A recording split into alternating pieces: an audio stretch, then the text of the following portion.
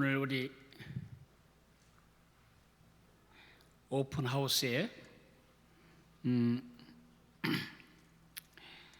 특별한 선물을 여러분 모두와 함께 나누기를 원합니다. 그것은 예수님의 초대장입니다.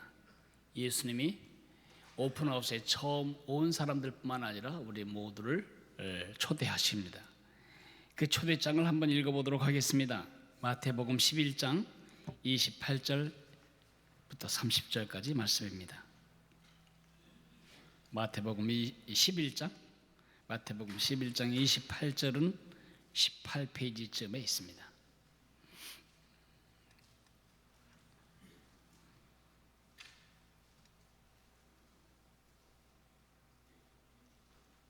찾으셨으면 28절부터 30절까지를 같은 목소리로 읽고 싶습니다. 수고하고 무거운 짐진 자들아 다 내게로 오라. 내가 너희를 쉬게 하리라. 나는 마음이 온유하고 겸손하니 나의 멍에를 메고 내게 배우라. 그리하면 너희 마음이 쉼을 얻으리니 이는 내 멍에는 쉽고 내 짐은 가벼움이라 하시니라. 왜 이것이 특별한 초대이고 특별한 선물일까요? 그 이유는 우리 모두가 다 지금 지쳐있기 때문입니다. 이 땅에 살아가는 모든 삶이 다 피곤합니다. 만성 피로 증후군이란 병이 있습니다. 영어로 TATT, Tired all the time. 언제나 피곤한 것입니다. 자고 일어나도 피곤하고 자도 피곤하고 자고 싶어서 피곤하고 삶이 모두 피곤합니다. 삶의 짐은 절대로 가볍지 않습니다. 어떤 때는 감당하기 어려운 병에 걸리기도 하고 어떤 때는 재정이 벼랑간 땅 꺼지듯이 꺼지기도 합니다. 관계가 꼬이기도 하고 일이 멈춰서기도 합니다. 한 가지 두 가지 점점 더 내 위에 얹어지는 하중을 견디지 못해서 어떤 사람은 이 무게에 짓눌리고 그리고 주저앉기도 합니다. 그러나 이렇게 무거운 것만 우리가 생각한 재난이나 힘든 사건만 우리를 누르는 것이 아니고 매일 살아가는 우리 소소한 일상도 다 우리를 피곤케 합니다. 모기 한 마리가 밤새 웽웽거리면 얼마나 피곤한지요. 산보를 나갈 때 운동화 속에 들어있는 모래 한 알갱이가 얼마나 우리를 피곤하게 하는지요. 눈썹이 빠져서 눈알 속으로 들어갈 때 그것이 바깥으로 기어나올 때까지 얼마나 피곤한지요. 삶은 피곤합니다. 욥기 14장 1절에 욥은 이렇게 말하고 있습니다. 여인에게서는 사람은 사는 날이 적고 괴로움이 가득하다. 그 말은 고난을 당하고 있는 욥뿐만 아니라 우리 모두가 인정하지 않을 수 없는 삶의 현실입니다. 모두가 지치고 모두가 눌리고 모두가 피곤한 삶을 살고 있습니다. 나쁜 소식은 치료제가 없다는 것입니다. 여러분이 피곤해서 병원에 가시면 의사 선생님이 하실 말씀을 들려드릴까요? 쉬어야 합니다. 쉬세요. 무조건 쉬어야 됩니다. 아니면 스트레스를 받지 않아야 합니다. 그 말이 그 말이지. 스트레스 때문에 왔는데 스트레스 받지 않으라고 어떻게? 삶 전체가 스트레스인데. 지난 한 주간 스트레스 없이 살아온 사람이 계십니까? 정한자질의 식물인간 이외에는 모두가 다 스트레스 속에 눌려서 살았습니다. 그리고 좀 더 심해지면 의사 선생님이 아마 여러분에게 신경 안정제를 줄 겁니다. 너무 아플 때 조금 덜 아프라고. 아니면 잠이라도 실컷 자라고 수면제를 처방해 주시겠죠. 피로에 대한 치료제가 아니고 이것은 필요에 대한 망각제입니다. 치료제가 없습니다. 왜 치료제가 없냐 하면 우리 피곤의 원인이 우리 환경에서 오는 것이 아니기 때문입니다. 내 남편이 나에게 잘해주기만 하면 피곤함이 없어질 거라고 생각하십니까? 내 자녀들이 공부만 열심히 해주면 걱정이 하나도 없겠다, 그런 말 하지만 그건 사실이 아닙니다. 지금보다 돈이 10배만 있으면 나는 하나도 피곤하지 않겠다, 천만에요. 피곤은 여전히 거기에 머물러 서서 우리를 기다리고 있습니다. 우리의 피곤에 치료제가 없는 이유는 그 원인이 우리 환경에 있지 않기 때문입니다. 우리 내면에 있기 때문입니다. 그 피곤의 원인은 인류가 시작된 시점부터 거슬러 올라가야 찾을 수 있습니다. 우리 인류의 대표 선수인 아담 할아버지, 하와 할머니가 선택을 했습니다.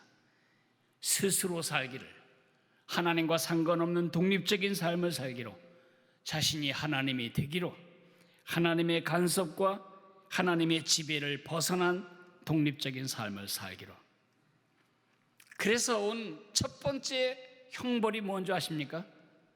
아담에게 말했습니다.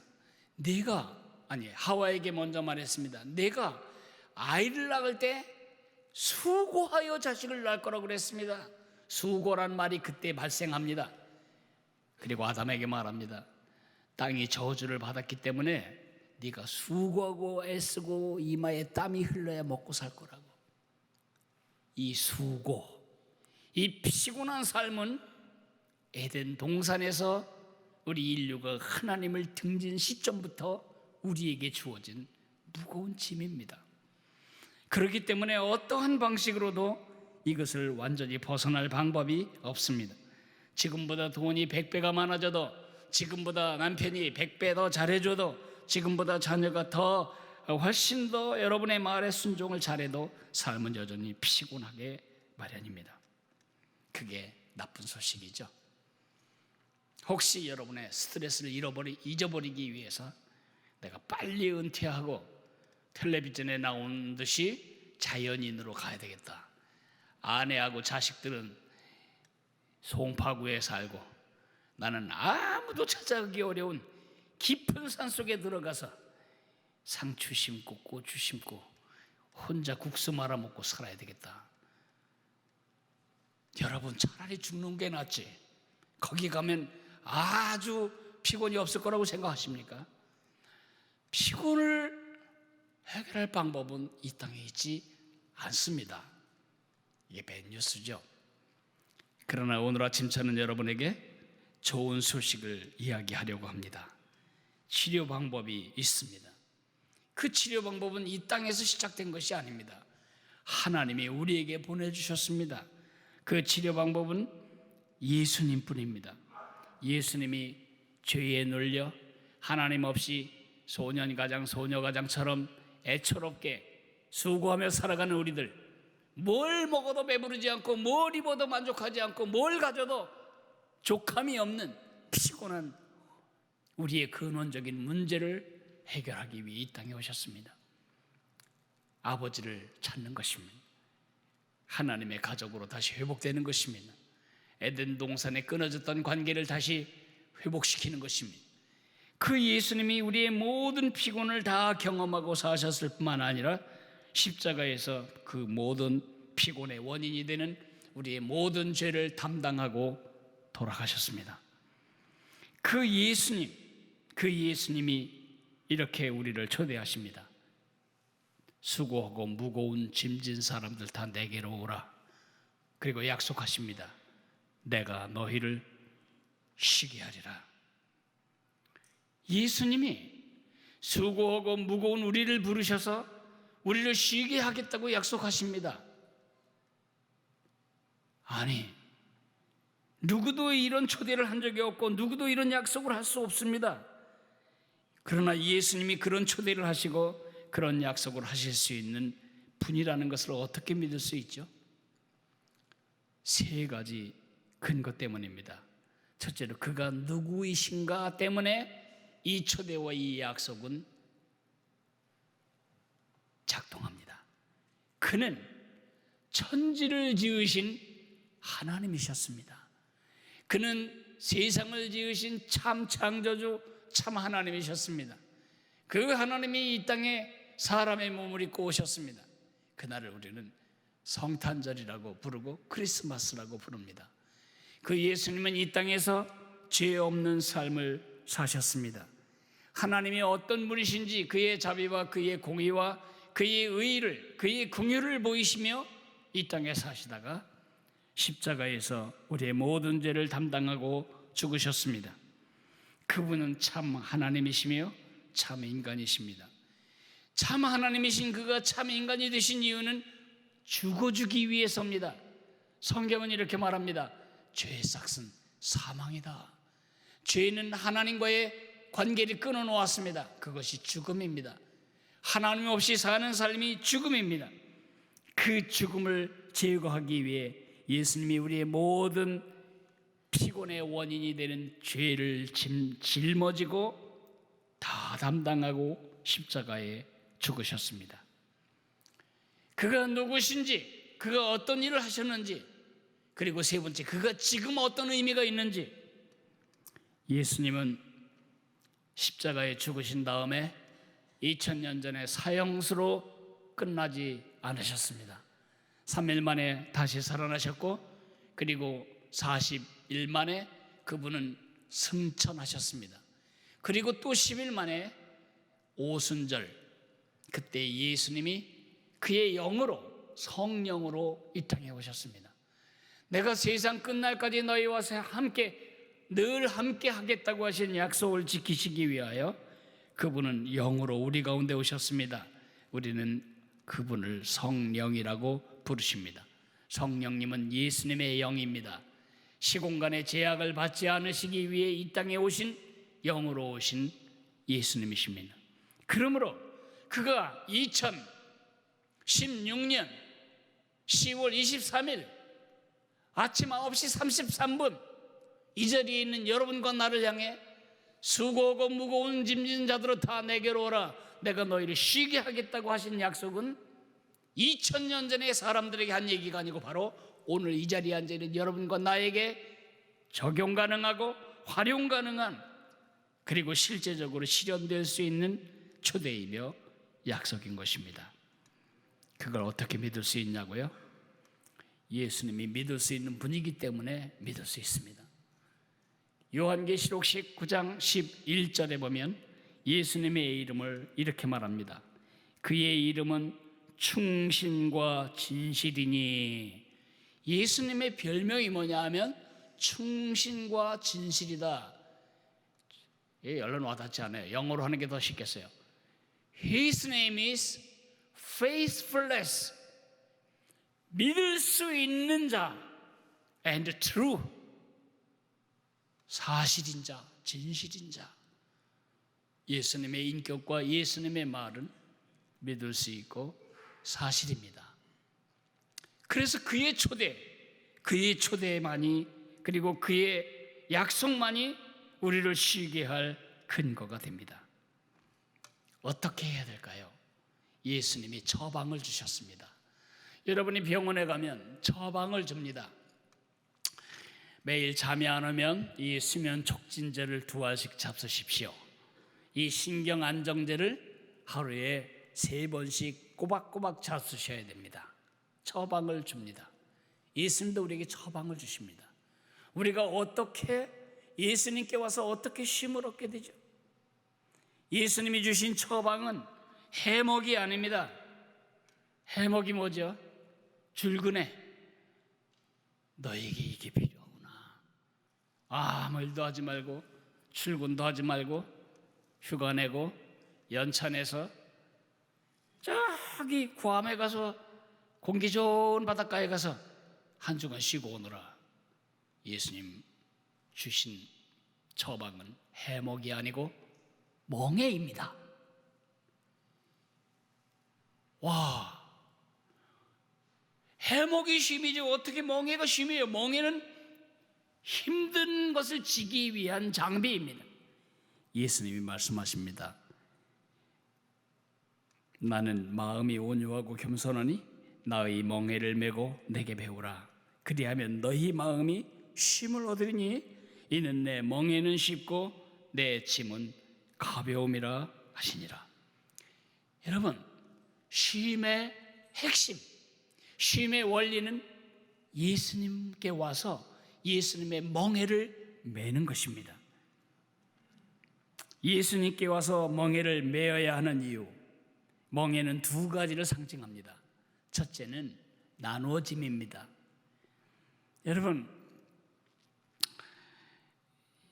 팔레스틴의 소들이 이제 밭을 갈 때 우리나라처럼 한 마리가 가는 게 아니고 쌍멍에입니다. 두 마리가 한 결의를 이루어서 밭을 갈거나 짐을 끄는데, 한 마리는 크고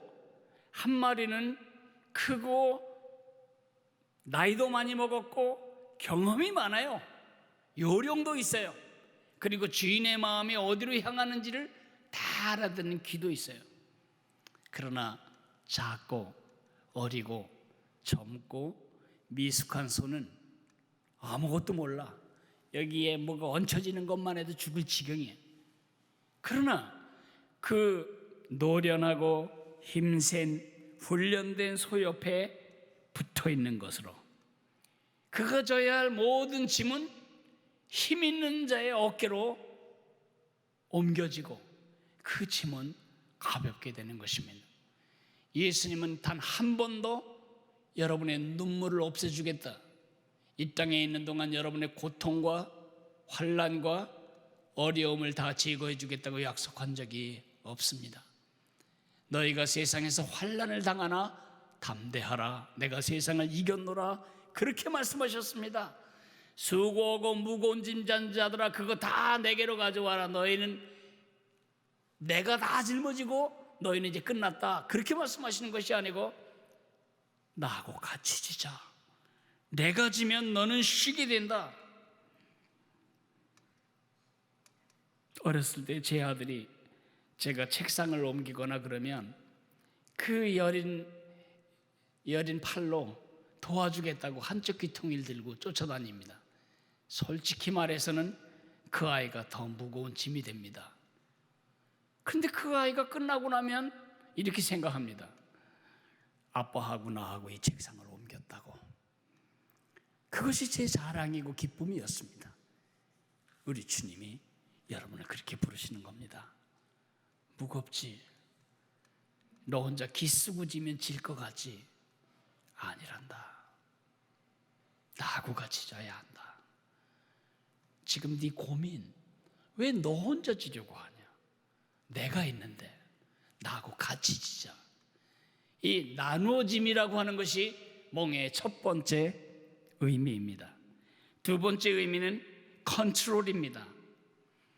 저는 누가 저에게 개인용, 자가용 경비행기를 하나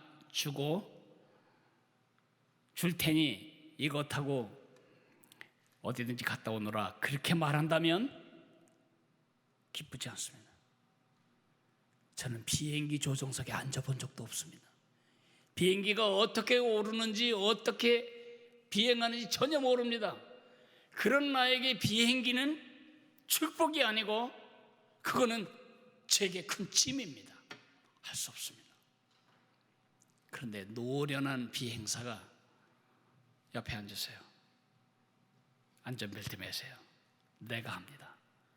그럴 때 저는 얼마나 편안해질까요?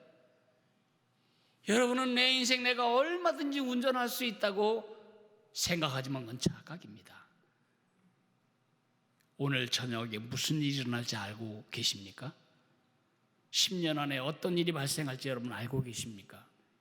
10년은커녕 오늘 저녁은커녕 20분 후에 5분 후의 일도 알지 못하는 우리가, 무슨 길을 알지 못하는 우리가 무슨 운전석에 앉아서 내 인생을 마음 놓고 운전하겠다고 우리가 거들먹거릴 수 있겠습니까? 그래서 우리가 피곤한 것입니다. 마스터 드라이버이신 예수님이 내게 핸들을 맡기거라, 내가 컨트롤할게. 그럴 때 혹시 나 갖고 놀면 어떡하지? 내 재산 다 뺏어가면 어떡하지? 예수가 나를 파푸아 누기니 선교사로 보내려고 그러면 어떡하지? 예수님 그렇게 치사한 분이면 믿을 만한 분이 아니죠. 여러분을 위해 십자가에서 목숨을 내어주신 그분이십니다. 그분께 와서 내 짐을 나눠줄 때, 그리고 내 인생, 무거운 인생의 컨트롤을, 운전대를 그분에게 맡길 때, 짐은 여전히 거기 있고 짐의 무게는 여전히 무겁지만 우리는 쉼을 얻을 수 있는 것입니다. 이것 이외에 쉼을 얻을 수 있는 진짜 방법은 없습니다. 실제로 그럴까요? 실제로 예수님의 초대, 예수님께 오면 쉼을 주겠다고 하신 이 약속은 현실적일까요? 2000년 전에 하셨던 그 예수님의 약속은 지금 오늘 이 시점에서 내 삶에도 적용 가능할까요? 제 대답은 예스입니다. 그렇고 말고입니다. 제가 증인 한 분을 이 앞에 모시겠습니다. 그의 생애의 무거운 짐을 예수님이 어떻게 나눠주셨고, 예수님이 어떻게 지금 그 운전대를 쥐고 계시고, 그는 어떻게 그 무거운 짐 아래서도 당당하고 행복하게 살아갈 수 있는지에 대해서 우리 앞에 이 말씀을 증언할 것입니다. 자기의 간증으로. 우리 교회 송한종 장로님이 어떻게 지금 그 무거운 짐을 예수님과 함께 지고 있는지 여러분에게 간증해 주시겠습니다.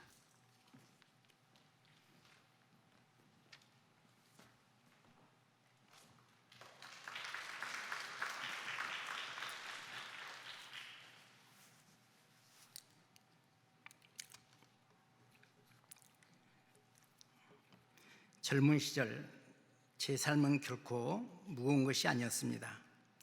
아니, 무겁지 않다고 스스로 속이며 살았다고 말하는 것이 더 정직한 표현일 것입니다. 삶이 무겁다는 것을 인정하기엔 제가 너무 잘 나갔다고 생각했습니다. 그 당시 저는 서울 시내에서 서너 손가락에 들어가는 스타 강사로 하루에 2-3천 명씩 수학 강의를 하며 연예인과 같은 삶을 살고 있었습니다. 인기도 많았고 돈도 잘 벌고 힘도 있었습니다. 지금 생각해 보면 그것은 모두 제 자신에 대한 착시 현상이었던 것입니다. 제가 제 모습을 바라본 것은 1990년 5월 5일 이날 제 삶에 쓴맛 나는 드라마가 시작되었습니다. 심각한 삶의 어려움이 쓰나미처럼 제 삶을 덮쳐버렸습니다. 그날은 제 둘째 아이가 태어난 날이었습니다. 딸이 3.2kg 태어났는데 2시간쯤 후에 아기가 질식했다는 급한 소식을 듣게 되었습니다. 병원에 와보니 딸은 이미 숨만 쉬고 있는 식물인간이 되어버린 것입니다. 아내가 자리를 잠시 비웠을 때 우두어른들은 아기를 포기하라고 권유했습니다. 그렇지만 부모로서 저와 제 아내는 아기를 포기할 수 없었습니다. 26년 전 일주일에 병원비가 300~400만 원씩 나갔습니다. 병명도 모르고 의료보험도 되지 않는 실험 대상이 되어 이것저것 매일 검사로 시작해서 검사로 끝나는 힘겨운 싸움을 우리 식구들은 했습니다. 아기는 그렇게 중환자실에서 60여일 동안이나 사투를 벌이고 있었습니다. 그러자 사방에서 온갖 진단과 처방이 주어지기 시작했습니다. 귀신이 붙어서 그러니 구다면 된다 하여 수학 선생인 제가 굿도하였습니다. 산에 가서 산신제 드려야 낫는다고 해서 뜨거운 떡시로 들쳐매고 관악산에 올라가서 천번절하고 기어 내려온 일도 있었습니다. 물에 빠진 사람 지푸라기라도 잡는 절박한 심정으로 체면과 이신 상관없이 세상 사람들이 좋다는 것은 다 해본 것 같습니다. 그러나 특별히 달라지는 것은 없었습니다. 그때 같은 아파트에 사는 분이 교회를 나와 보라고 소개했습니다. 제 아내가 먼저 교회에 나갔습니다. 기독교인이 되기 위해서나 영혼의 구원을 받기보다는 교회에 다니면 딸의 병을 고칠 수 있을까 해서 다녔습니다. 아내가 저도 같이 다니자 할 때 마음에 내키진 않았지만 내가 가서 열심히 사정하고 빌면 하나님이 정성을 보아서라도 기적을 보여주시지 않을까 생각하고 제 나이 36살 처음으로 교회에 발을 들어놓았습니다. 처음에 예배 시간에 무슨 말씀하는지 와 닿지도 깨닫지도 못했습니다. 어쨌든 하나님의 도움을 얻으려면 하나님 마음을 잘 예배드리게 함으로써 상책이 되지 않을까 꾸준히 교회에 다녔습니다. 그러다 보니 좀씩 귀가 열리고 마음이 열리는 것을 느꼈습니다. 그러던 어느 날 2000년 전 십자가에서 죽으시고 살아나신 예수님이 나와 내 삶과 상관이 있다는 것을 믿기 시작했습니다. 그러자 제 마음이 조금씩 딸로 인한 삶의 무게가 덜어지는 걸 느꼈습니다. 그러나 어린 믿음의 뿌리가 확고히 내리기도 전에 연이어 터지는 대형교회 목사님들의 비리에 대한 부정적인 보도로 믿음의 상처가 생기고 마음이 다쳐지는 걸 느꼈습니다. 그러던 중 누군가의 소개로 건강한 교회, 세도리 교회를 만나게 되었습니다. 교회에서 선포되는 바른 복음과 성도를 작은 예수로 세우고 모든 프로그램에 적극적으로 참여함으로써 바른 신앙을 세우게 되었습니다. 무엇보다 하나님과의 관계가 정립되었습니다. 이전의 신앙생활은 예수님을 나의 도우미로 인정은 했지만 여전히 내가 내 인생의 하나님 행세를 하며 살았던 신앙이었습니다. 여전히 세상은 나 중심으로 돌아가야 하고 돌아가는 줄로 생각하고 살았습니다. 그러나 교회 다니면서 제대로 된 쉼이 없이 여전히 불안하고 여전히 답답하고 여전히 쉼이 없는 삶을 살고 있었습니다. 계획한 일이 잘 안 되면 술과 담배로 마음을 달렸습니다. 그러나 말씀을 배워가면서 예수님이 누구신지, 어떤 일을 해주셨는지, 그는 내게 어떤 의미이신지를 알게 되면서 제 마음의 변화가 일어났습니다. 더 이상 술과 담배를 의존하지 않아도 될 만큼 큰 평안과 기쁨이 내 삶을 차지하게 되었습니다. 어려움을 느낄 때마다 고민하고 피할 길을 궁리하지 않고 고민하지 않고 기도하게 되었습니다. 내가 기대한 대로 응답되면 그 응답에 감사하고 응답되지 않으면 하나님이 이보다 더 좋은 것으로 준비하고 계심을 믿으며 감사하게 되었습니다. 생각과 말과 행동이 부정적에서 긍정적으로 변해가고 있었습니다. 저의 변화는 제 딸을 물론 제 가정에 큰 변화를 주게 되었습니다. 제 삶은 감사가 넘칩니다. 참 예수님을 만나기 전에는 제 삶의 큰 짐이고 큰 가시였던 딸이 이젠 너무나 귀합니다. 그 딸을 저희 가정에 주심은 저희 완고한 고집과 하나님을 대적하는 강팍한 마음을 바꿔주시기 위해서 주신 선물이었습니다. 그 딸이 아니었다면 저와 저희 가족이 하나님을 알았겠습니까? 천국을 알았겠습니까? 제 삶은 예수님과 함께 살아가는 법을 알았겠습니까? 하나님 은혜라고 밖에 설명할 수 없습니다. 딸이 그렇게 많이 아팠을 때 아빠가 돈을 잘 벌게 하여 병원비 걱정 안 하게 하셨고, 저희 강희가 인기가 시들 때 그 딸이 회복되게 하셨습니다. 지금 그 딸이 27살이 되어서 창동여고 행정실에서 근무하며 열심히 교회를 섬기고 있습니다. 저는 건강하여 한갑을 넘은 지금에도 학원에서 강의를 하고 있습니다. 저를 보며 예전 동료들이 모두 놀랍니다. 노안이 조금 오긴 했지만 시력도 좋고 청각도 좋고 약간 비만 빼고는 성인병 없이 지금까지 수능 준비생들을 잘 지도하고 있습니다. 하나님께 감사합니다. 요즘 100세 시대니 하면서 노후 대비 못한 사람들 걱정이 많습니다. 저도 이렇단 노후 대비가 없습니다. 가진 것, 이룬 것, 모은 것, 내세울 것 별로 없어도 저는 편안하게 살아갑니다. 그 이유는 예수님이 제 대책이시기 때문입니다. 예수님이 제 늙은 날에도 저와 함께 하시며 제 인생의 짐을 함께 나눠 가실 것입니다. 예수님과는 아무 상관없었던 저였습니다. 모든 삶을 내 등에 짊어지고 살아온 날들을 생각하며 지금도 내가 어떻게 그렇게 미련하게 살았던가 부끄럽습니다. 그러던 제가 지금 본 교회 장로가 되어 여러분 앞에 서 있는 이 현실이 꿈 같습니다. 저 같은 불신자도 예수님께로 와서 예수님과 함께 예수님께 배우면 아주 다른 사람이 될 수 있다는 것을 보여주기에 이 간증을 맡기신 것 같습니다. 제가 바로 예수님의 살아계신 증거입니다. 예수님이 어떻게 사람을 변해가는가 보여주는 살아있는 증거입니다. 제 양심과 제 인생을 내어놓고 제가 드릴 말씀이 있습니다. 여러분 혼자 살지 마십시오. 자신의 하나님 되어 살지 마십시오. 제가 그랬듯이 무거운 짐을 혼자 메고 비틀거리지 말고 예수님께 오십시오. 예수님께 오셨으면 거기 머무르지 말고 그의 제자로 자라가시길 바랍니다.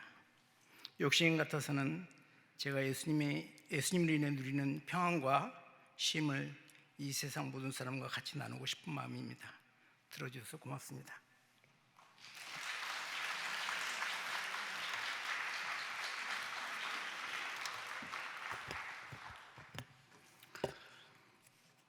삶이 다시 한번 살 수 있다면 저는 목사가 되지 않았을 것입니다. 예전에 실수한 삶을 지우개로 지우고 다시 처음부터 시작할 수 있다면 이렇게 우리가 심각할 필요가 없습니다. 우리는 짧은 삶을 살고 있고 단 한 번밖에 못 사는 삶을 살고 있습니다. 끝이면 다시 반복될 수 없는 이 소중한 삶을 피곤에 먹혀서 삶의 짐에 짓눌려서 낭비하는 것은 참으로 서글픈 일입니다. 저는 제 양심과 제 인생을 걸고 여러분을 초대하고 싶습니다. 송한종 장로님을 그 무거운 삶의 짐에서 쉬게 해주신 그 예수님, 제 인생을 그 무거운 억눌림에서 건져주신 그 예수님의 사랑과 약속을 근거로 여러분을 초대합니다. 삶을 낭비하지 마십시오. 피곤에 먹혀 살지 마십시오. 짐에 눌려 살지 마십시오. 하나님이 의도하신 사람답게 살고 싶다면, 하나님이 원래 우리에게 주고 싶으신 인생답게 살고 싶다면 예수님께 와서 예수님의 멍에를 메고 예수님과 함께 살아가십시오. 그것이 여러분들을 향한 예수님의 초대이고 저의 초대이고 간증한 송한종 장로님의 초대이기도 합니다. 기도하겠습니다. 이제 내가 기도할 때에 먼저 기도할 사람들이 누군지를 말씀드리겠습니다. 나는 이런 얘기를 처음 들어봤다. 예수가 살아있다는 것도 처음 들었고 그가 내 인생에 개입할 수 있다는 것도 처음 들었다. 예수님이 나와 상관이 있다는 이야기를 오늘 처음 들었다. 그런데 내가 그 예수님께 와야겠다. 내가 예수님의 멍에를 메고 그분과 내 삶을 나눠주며 살아야 되겠다. 그렇게 마음에 열망을 가진 사람, 그런 마음에 기울기가 기울어진 사람들 계실 겁니다. 교회를 좀 다녔어도 그냥 종교로서 기독교를 믿었지 예수님과의 인격적인 관계를 가져보지 못한 분들을 위해서 제가 초대합니다. 제가 40여 년 전에 예수님께 왔습니다. 그리고 예수님과 함께 제 삶의 무거운 짐을 같이 나눠지고 살고 있습니다. 제가 40여 년 전에 했듯이 오늘 그 예수님을 나의 구세주, 나의 주님이라고 인칭 대명사 1인칭 단수 소유격 마이를 예수님 앞에 붙이기를 원하신다면 저를 따라서 이렇게 예수님을 여러분 마음속에 모셔드릴 수 있습니다. 그분들만 저를 따라 기도하십시오. 이미 예수님을 영접하고 마음에 예수님이 계신 분들은 이 기도를 또 할 필요는 없습니다. 이미 계시니까요. 오늘 처음으로 그 예수님을 향한 나의 개인적인 믿음을 결단하기를 원하는 사람만 위에서 제가 기도하겠습니다. 제가 먼저 기도하겠습니다. 사랑하시는 주님, 은혜를 감사합니다. 오늘 예수님의 초대장을 사랑하는 모든 형제 자매들 앞에, 그리고 오늘 방문한 방문자들 앞에 제가 공개했습니다. 수고하고 무거운 짐에서 우리가 벗어날 방법이 없는데 예수님이 그것을 같이 져주시기 위해 이 땅에 오셨습니다. 그 예수님의 초대에 응해서 나도 예수님께 와야 되겠다, 예수님과 함께 져야 되겠다, 이런 마음의 결단을 한 사람들 누군지 주님이 아십니다.